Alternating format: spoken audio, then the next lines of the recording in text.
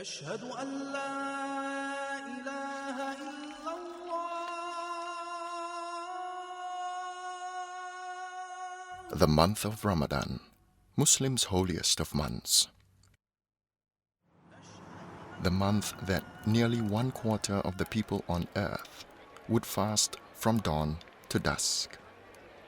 Bound together by the enduring spirit of their faith, Islam.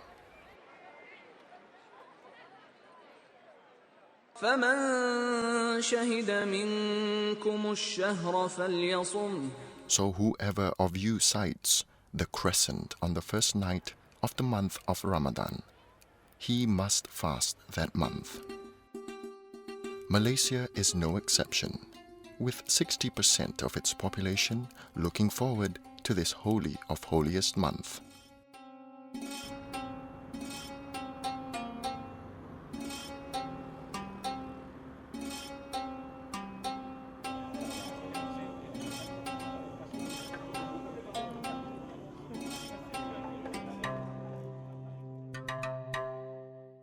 The question comes to mind, what would a non-Muslim, who has very little knowledge of Islam and knows even less about Malaysia, sees the month of Ramadan as?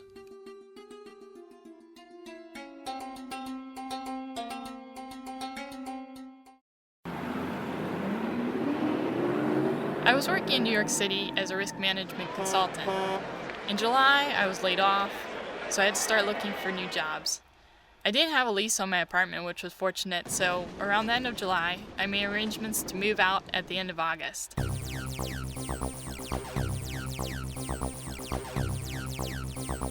One day I was browsing through Lonely Planet's travel forum, and I ran into this post titled, "Experience Fasting in Kuala Lumpur."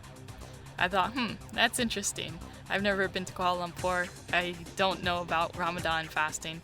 So I responded, and over the next couple days, I started emailing Era and Idris, and we exchanged several emails. I kept my fingers crossed because it sounded really interesting, and after a few days, Idris told me that I was selected for the project.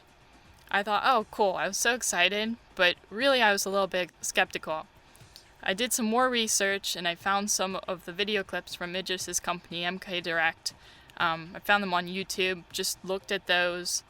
I looked through MK Direct website, and I started learning that it was a pretty established company. They'd done a lot of good projects, and it wasn't just some fly-by-night operation going into the middle of nowhere, having no clue what I'd be doing.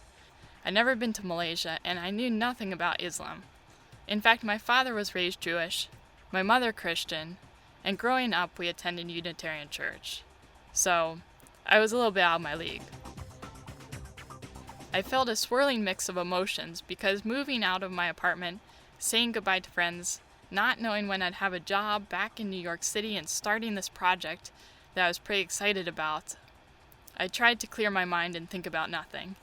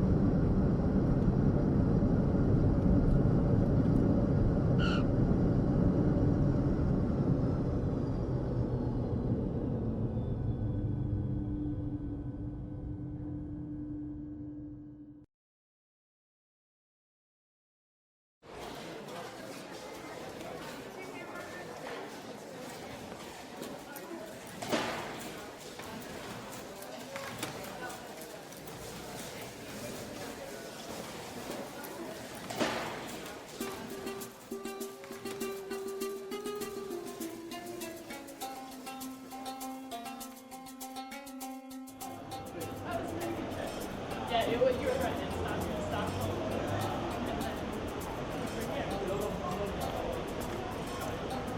It's pretty relaxing. I actually got to sleep, so.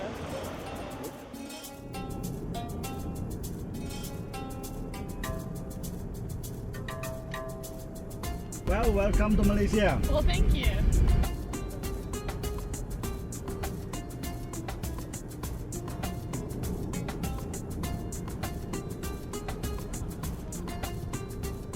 The trip from New York to KL takes 24 hours. When I got off the airplane, I wasn't sure what to expect. I was very happy to see Idris at the airport. I'm not sure what I would have done if he didn't pick me up. I have to admit that I was overwhelmed to see the film crew and that they were already filming us from the very start. I really knew nothing about Ramadan before arriving in KL. When I was in New York, one of my friends was Muslim, and when I first met him, he had just returned from spending Ramadan in the Middle East. We both ran together on a team, and he told me that he hadn't really run much all month since he had been fasting. Ramadan sounded like a celebratory month, but fasting sounded flat out difficult. Toward the end of our drive, we finally got a view of the city. After about 45 minutes, we pulled into the drive at Idris's house. This is where I would be staying for the next month. Oh, very nice. We've arrived.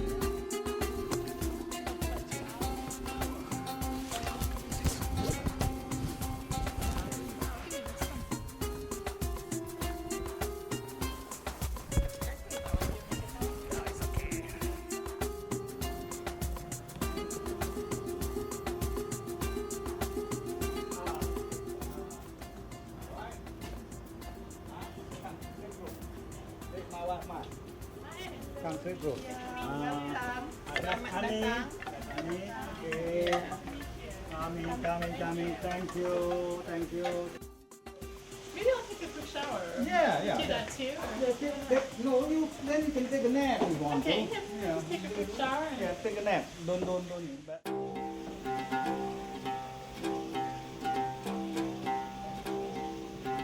The second day that I was in Kuala Lumpur, I decided to start fasting.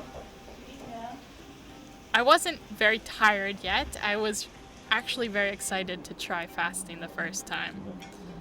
So we had sahur, the morning meal, and then went back to sleep for a little while and continued on with the day's activities.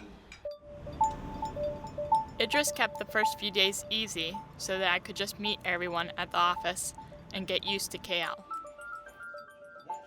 It's the first time that I meet Era and get to meet one of their clients that they're doing a radio commercial for.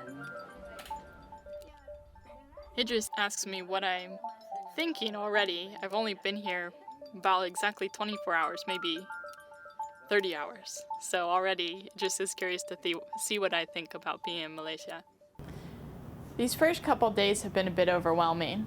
What with fasting and meeting so many new people and figuring out what I'm doing.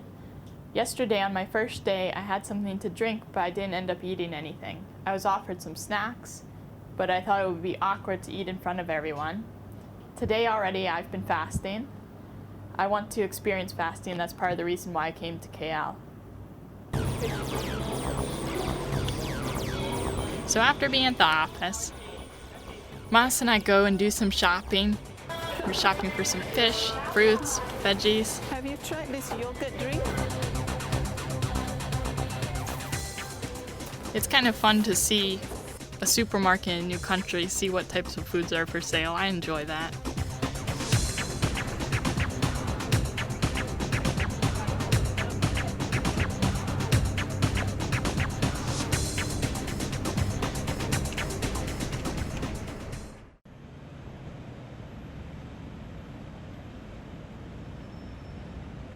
Prior to breakfast, Idris's granddaughter, Camarina, and I go to the Pasar Ramadan market.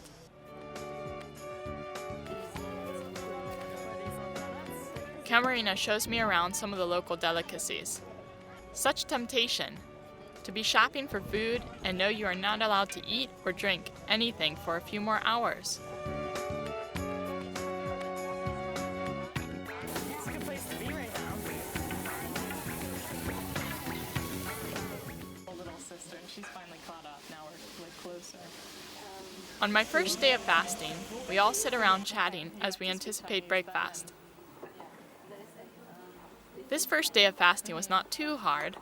Mostly, I missed drinking any water during the day and was so happy to have a nice cold drink and dates prior to a proper meal. Kind of sauce that you have on the okay.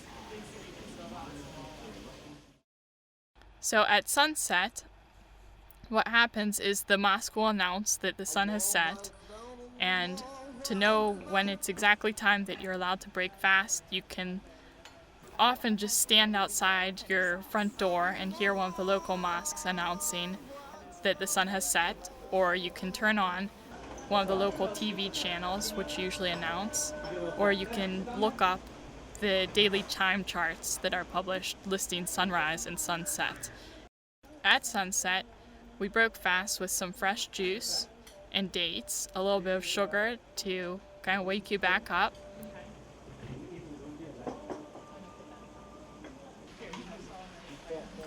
Then Idris and his family went off to pray. I see everyone taking breaks for prayer 5 times per day.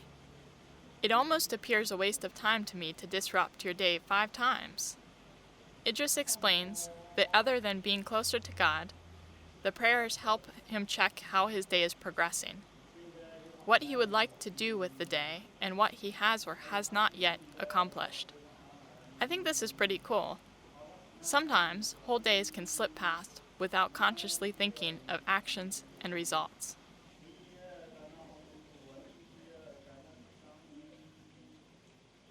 And after prayer, they returned and we all had dinner. We had many little dishes and we had a really refreshing pandan leaf drink that Mas had made. It was wonderful after still being jet lagged. A little bit of sugar woke me back up.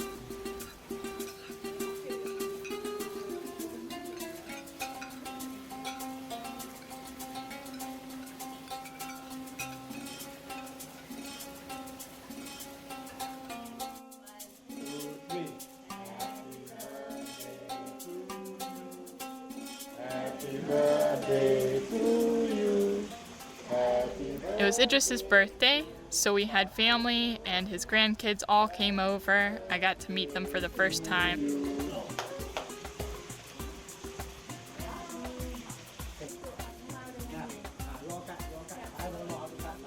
And we just had a normal evening with Idris's family. We sat around and chatted, played with the camera.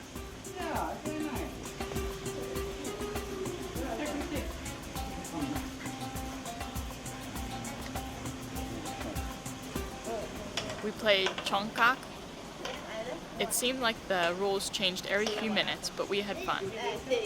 And that was the rest of the evening, so that was my first day of fasting.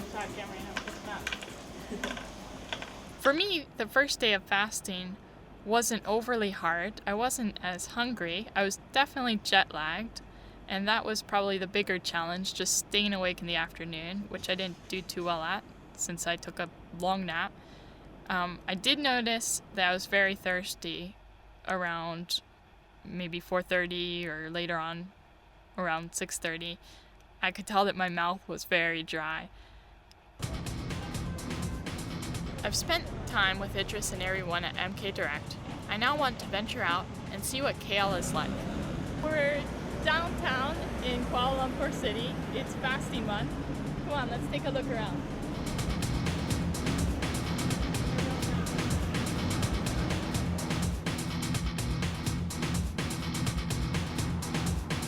Downtown, KL is much greener than most of New York. I like that.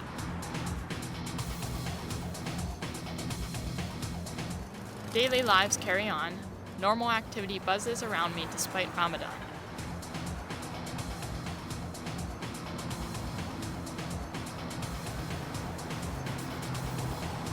The only thing I notice is that most little eating shops are closed during the day.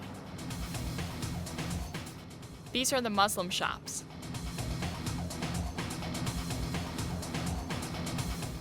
Other restaurants, like McDonald's, stay open.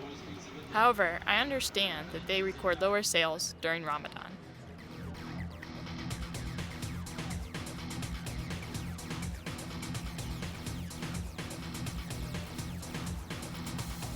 We also went out for an evening drive. It's fun to see a city at night. It seemed that KL was just a little more lively after breakfast.